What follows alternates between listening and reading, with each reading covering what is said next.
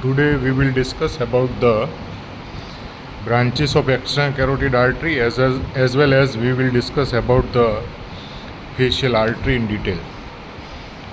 This one is the common carotid artery. We have already reflected the sternocleidomastoid inside the carotid triangle. This common carotid, which is divided into the larger one, it is the internal carotid, and smaller one is the external carotid.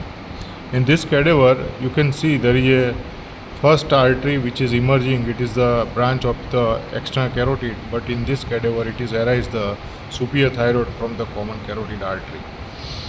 Other artery which is arise from the anterior side of the external carotid, it is the lingular artery, and mainly it supplies to the tongue, and it is along with it there is a one nerve. This is a hypoglossal nerve.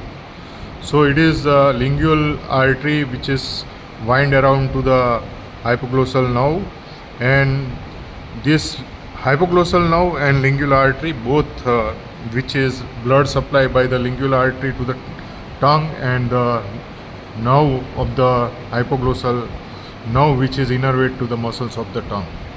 Third artery, it is the facial artery. Here you can see this is the facial artery.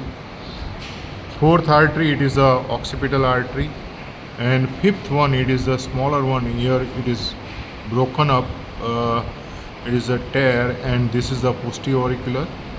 And there is a last one, this is the artery which is goes medially. This is the ascending pharyngeal artery, and inside the infratemporal fossa, this external carotid artery which is terminated into the two terminal branches. This is the superficial temporal, and this one is the maxillary artery. Today our aim is to mainly the branches of the facial artery. Here it is the third anterior artery. It is a facial artery which is passes inside the digastric triangle. This is the anterior belly of digastric, this is the posterior belly of digastric. Along with it there is a styloid muscles. So this artery emerging inside the carotid triangle, but the major portions of this facial artery which is lies inside the digastric triangle. Once it arises, the only the proximal part of the facial artery which is lies inside the carotid triangle, but the remaining portions which is lies inside the digastric triangle. After that, which is emerge, which is enter inside the face, anterior border of the masseter muscles, which is enter inside the face, and it gives the facial part of the facial artery. Now we will discuss about the branches of facial artery. It is a very tortuous artery. It is a third branch, anterior branch of the external carotid artery, just beneath to the posterior belly of digastric and styloid muscles. Beneath to it goes upwards, and it is wind around to the deep part of the submandibular gland, and it gives the branches, the first branches of the facial artery. Here you can see there is a first branch of the facial artery. It is a ascending palatine. Another is the very small branch. It is the small branch.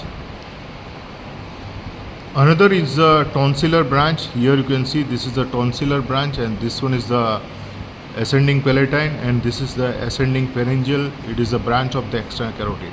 These two artery, ascending palatine and very small branch, it is the tonsillar artery which is the branch of the facial artery. Ascending palatine which is goes upwards, and it lies between the, this is the styloglossus and this is the stylopharyngeus muscles. In between it is passes, and it goes upwards, and it goes up to the superior upper border of the superior constrictor muscles. So this is the ascending palatine branch of the facial artery. After that, this facial artery which is enter inside the digastric triangle, and here it gives the branches to the gland. It is the glandular branches.